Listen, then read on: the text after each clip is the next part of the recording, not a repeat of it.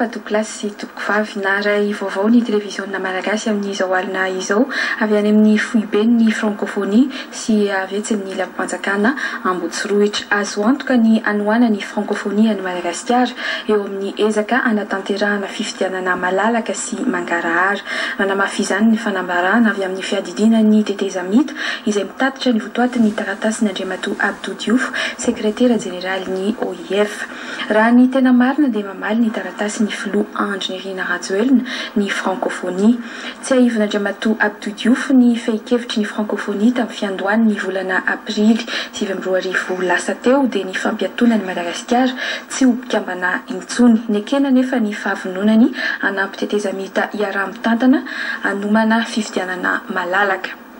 Nitondra ny anjara birikiny tamin'izany Inga Edem Kojo tamin'ny alalan'ny fifanarahana tany Maputo sy ny satan'ny teteza mita isy momba izay tombanezaka izay ho tanterahana.